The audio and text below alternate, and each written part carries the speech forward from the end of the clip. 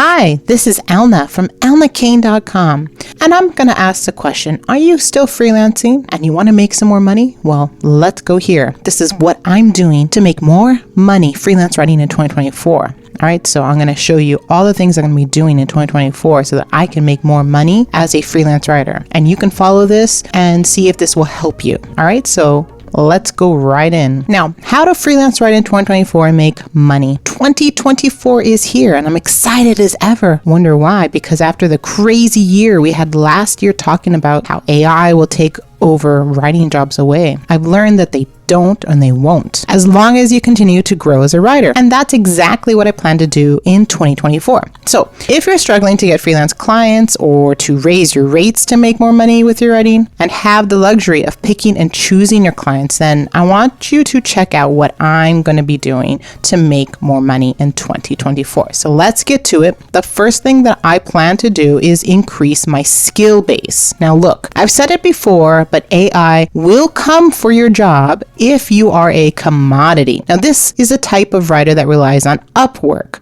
or Fiverr for jobs, or the writer that doesn't demand higher rates.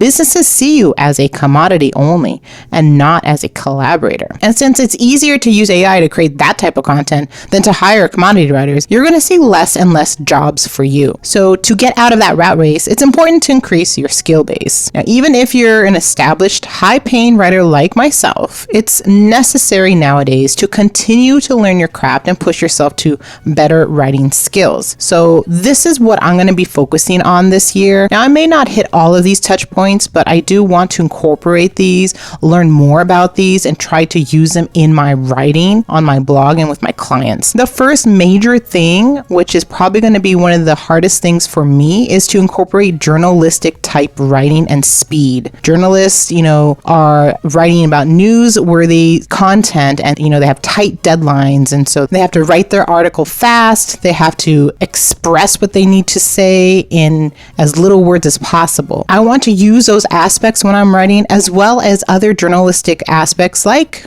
having an interview or hosting an interview with writers to annotate certain things, research papers and things like that correctly. All of this will encompass journalistic writing for me. And so I want to slowly work on those aspects with my content writing. Another thing that I'm looking into is copywriting hooks for social media. I recently enrolled in a copywriting hooks course, and I'm excited to figure out how I can adapt those teachings to my skill base already. I'm learning that I do know a lot of these things, but it's the nitpicky things that I'm looking for, the exact framework and templates that I'm excited to learn about to help me with my copywriting. I also want to do more with SEO. I know a lot about SEO, but SEO is constantly changing. The Google ranking factors, backlink profiles, author bios, and more are important for writers to know about. It can help you tell certain businesses, if they're interested in SEO, the right way to do SEO nowadays. And then AI content production. AI is still a huge topic in 2024,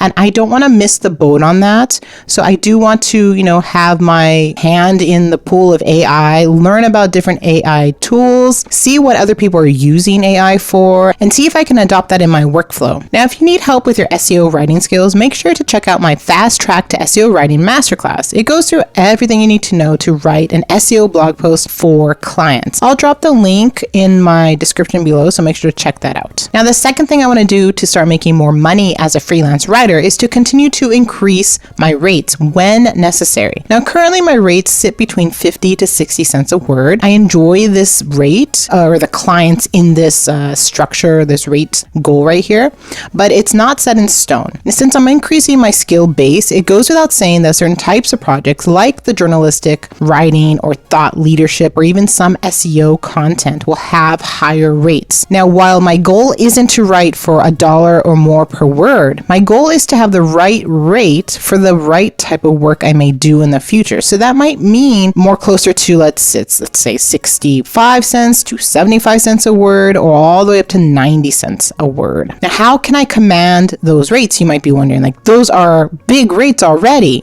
Why would I want to just continue raising them? The bulk of the reason why I was able to increase my rate is with my skill base. I learned what clients wanted from a writer and perfected those skills. And with the more skills you have under your belt, the more you can charge. Now, this also goes with doing other things besides writing. A lot of writers that I know go into content strategy or brand messaging as a new service to offer. Now, these two services can yield thousands of dollars and may be something you're interested in, as well something like, just opening the doors to copywriting. Writing landing pages or sales pages can, generate you $10,000 or more to write those things. Increasing your rate goes without saying of learning those types of skills because it demands a higher level of writing. So you need to be compensated accordingly. Now, the third way I want to make more money as a freelance writer is to set challenges as a motivator. Now, I'll be the first to say I have issues with staying consistent. I'll focus on Instagram and then move on to TikTok and then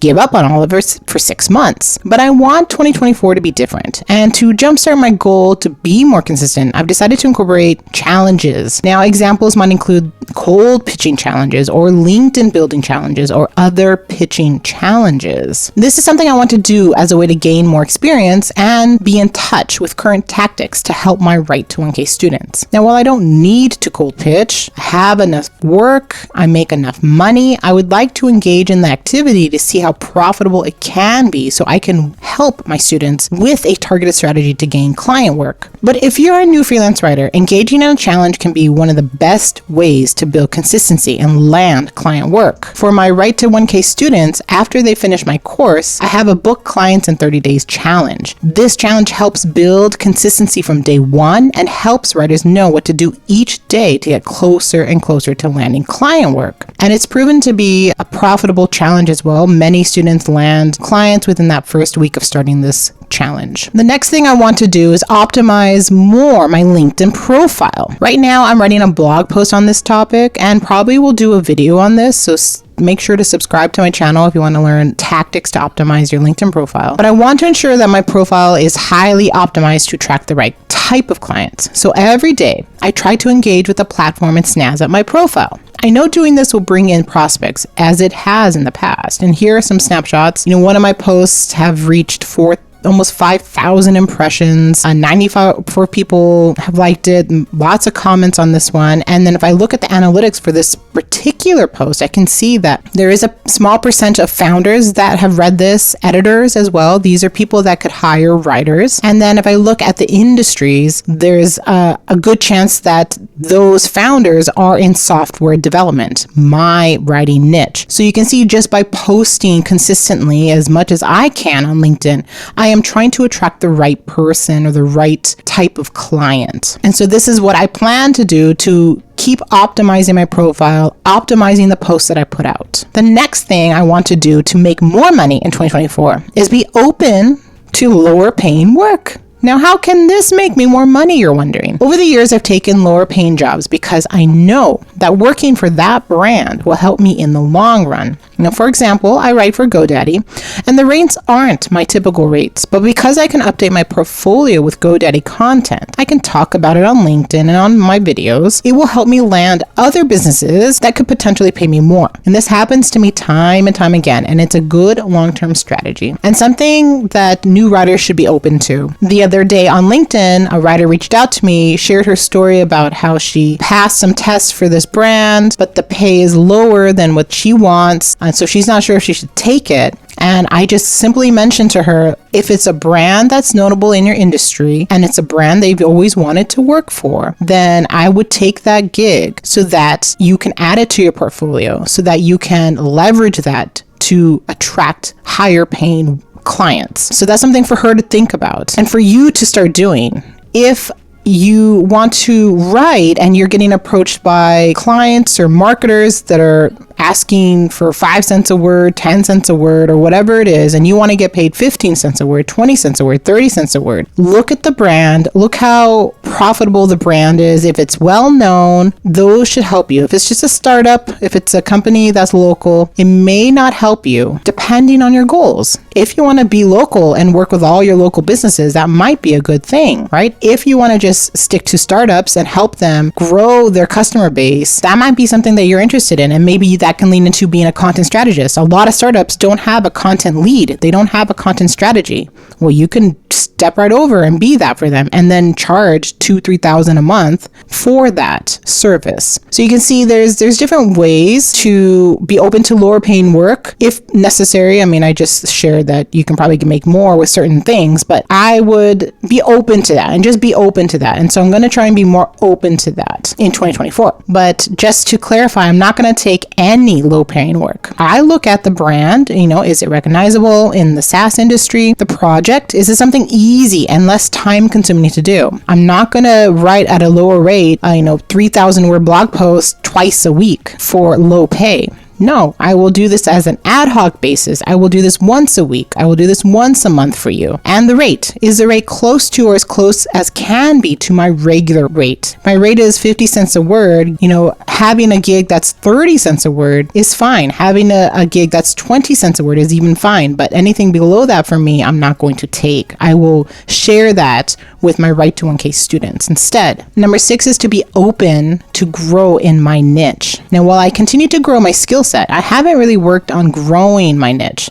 Now, I know in many videos I have told you in the past to specialize your niche topic or to narrow your niche. And that is what I have done myself, but I'm feeling I'm missing parts of my niche and want to explore that. So I mostly write digital marketing content like, growing your email list or creating an about me page or how to find the best blog posts for your business. But I know there's a bigger world out there in terms of marketing. So I'm working on being open to writing about marketing concepts, which may be harder for me, but will help me make more money since I can write for a bigger pool of clients or use that knowledge to create better digital marketing content. Now, for example, I recently applied to a job to be a B2B content writer for market research. Now, I don't typically do this type of work, so it would be broadening my scope and knowledge if I was able to land this gig. Now, fortunately, this gig will provide the topics and the outline, making it easier for me to write this content with what knowledge I do have. So you can see I'm very choosy with the jobs that I apply to, that I have a list of things that they need to have, like a content brief, like scope of work, like a content manager. And if they can give me the topic and an outline, well, that's a plus for me. So there you go. Those are the things that are going to help me make more money in 2024. Go ahead and use those skills or those ways for you to make more money in 2024. Let me know in the comments below what you plan to do with that. And if you haven't already, if you want to start freelance writing and you don't know where to start, I suggest you pick up my Boomie Niches Guide. It's